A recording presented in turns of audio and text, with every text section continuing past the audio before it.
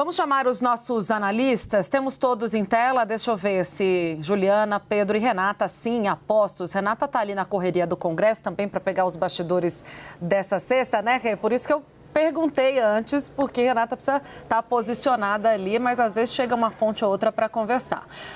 Pedro, vou puxar por você para a gente falar da repercussão na Marinha. Ontem eu conversei longamente com o comandante Olsen, ele passou o dia em reunião, olha, Tainá, desculpa, eu estava aqui, eu falei, imagina, deve estar uma loucura realmente de demanda na Marinha diante dessa informação. Muito cauteloso, disse ainda não, a gente não tem a informação precisa, tudo que a gente sabe está saindo na imprensa. Obviamente, é uma delação premiada que corre sob sigilo. As informações a gente vai conseguindo nos bastidores com as fontes da Polícia Federal. Mas ele me chamou a atenção para o seguinte, é preciso individualizar as condutas para que isso não recaia sobre a imagem da instituição, numa fala muito acordada com o que diz o ministro da Defesa, José Múcio Monteiro. Um outro ponto interessante, Pedro, é quando ele me relata que conhece o Garnier já há muito tempo. Ele fala, olha, há 40 anos, obviamente, a gente se conhece, né? Aqui a gente teve uma convivência, mas no relato dele fica claro o desconforto dele em ver posicionamentos políticos de militares da Marinha nesse sentido, não só no que traz a delação, que é muito mais grave, que é a validação de um golpe de Estado, mas o envolvimento, né, da política com o corpo militar. O que você imagina, Pedro? Porque é mais uma história, né, nessa conturbada relação entre a política e os militares, que pode vir de direcionamento nessa ambivalência, né, que a gente ainda não consegue distecer, né, exatamente como é que vai ser o comportamento dos militares diante das críticas que já estão vindo da alta cúpula. Bom dia, boa tarde a todos, boa tarde, Tainá, boa tarde, Gustavo. Olha, me parece que nesse momento a Marinha quer justamente individualizar para não contaminar a instituição e essa é uma preocupação também do governo, né? O governo federal, o presidente Lula e os seus ministros vem fazendo uma série de gestos para os militares, para as Forças Armadas. Inclusive, antes das últimas revelações do Mauro Cid, havia ali um acordo entre a base governista e a oposição e também os militares para evitar que fosse feita uma ofensiva contra militares na CPMI. Mas depois das últimas revelações ficou impossível não convocar mais generais. Então já tem uma convocação da Jandira Fegali para chamar também o Garnier na semana que vem na CPMI, o que deve elevar esse tensionamento nos próximos dias, né?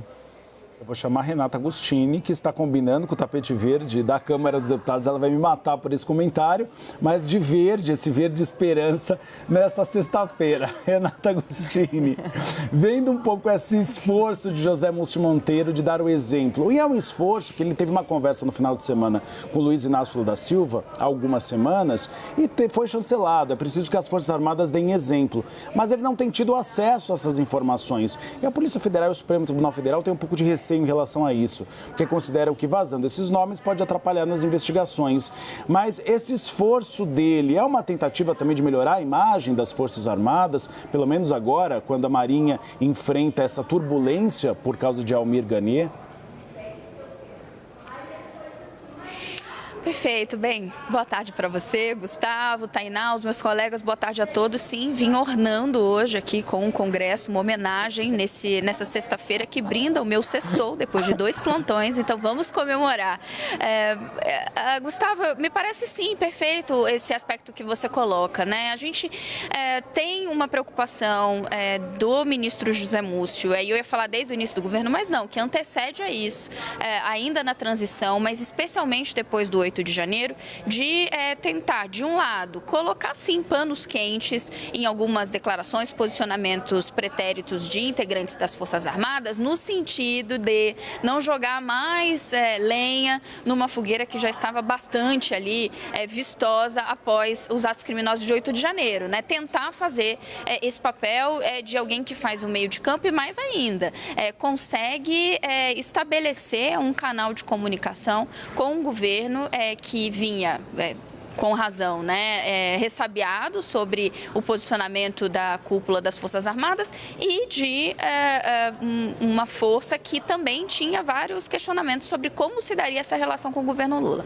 Um papel muito difícil de ser executado, o que fez com que José Múcio, no início do governo, especialmente após o 8 de janeiro, fosse bastante pressionado, sua permanência muito questionada no governo, mas o fato é que agora havia uma perspectiva, havia uma leitura, de que os ânimos estavam serenados, de que essa relação estava bastante resolvida, e aí surge esses detalhes sobre a delação de Mauro Cid.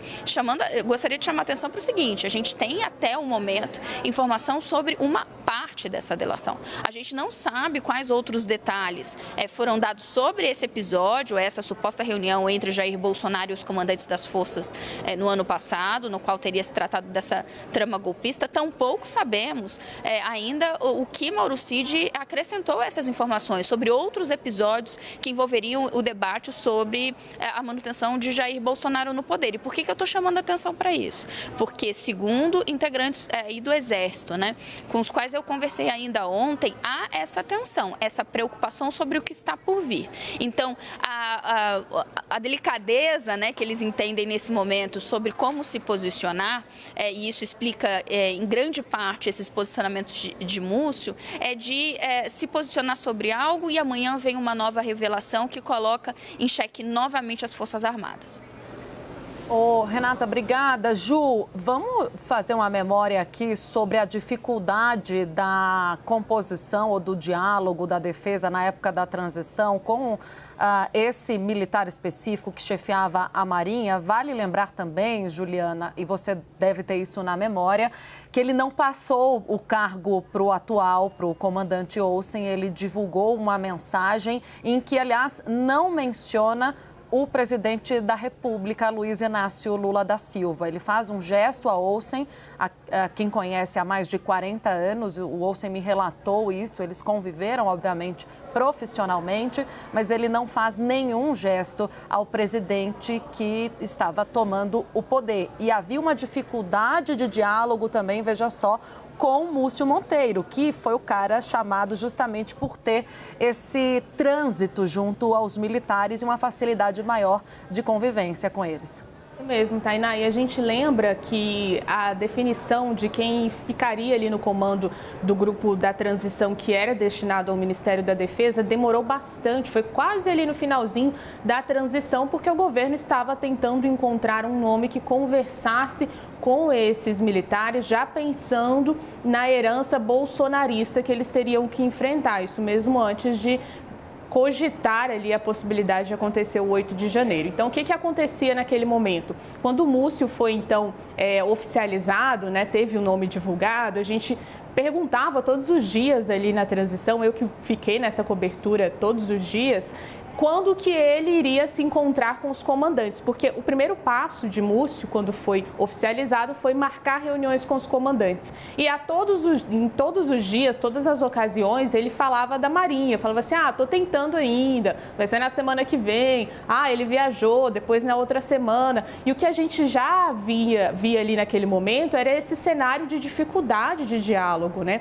Principalmente com a Marinha. Agora é importante a gente pontuar uma questão que a gente está focando na Marinha nesse momento, mas os militares que apoiavam o ex-presidente da República, que tinham essa linha mais bolsonarista e que apoiavam um eventual golpe de Estado, estavam em todas as frentes, né? Havia uma discussão ali se eles iriam, por exemplo, ali nas três forças, se eles iriam adiantar a passada de bastão para não terem ali que estar lado a lado ao presidente Lula. Isso no ano passado, né? E aí houve então ali um conflito de interesse. Naquele momento, a gente apurou que inclusive a FAB se posicionava de uma maneira mais receosa a tirar uma foto ao lado do presidente Lula. Então, claro que a gente está falando da Marinha nesse momento, porque foi esse ponto levantado pela delação de Mauro Cid, mas esses militares que estavam ao lado do ex-presidente da República estavam ali divididos entre Exército, na FAB também, na Força Aérea Brasileira e também no Exército. E a atuação de Freire Gomes, né, que era o comandante do Exército, que foi essencial naquele momento para serenar os ânimos. Conversou com o Múcio Monteiro desde o início, com o ministro da Defesa. Quando houve discussões de planos golpistas, sempre colocou de lado, e é muito importante essa postura, porque o Exército das 3 forças costuma ser a que tem maior peso, porque tem o maior número de oficiais.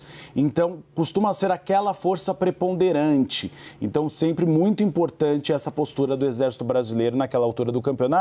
E, Ju, como a gente estava comentando ontem, o Ministério da Defesa virou aquele gabinete eterno de crise e vai continuar nos próximos anos nessa tentativa de acabar com crises de resistência a Luiz Inácio Lula da Silva.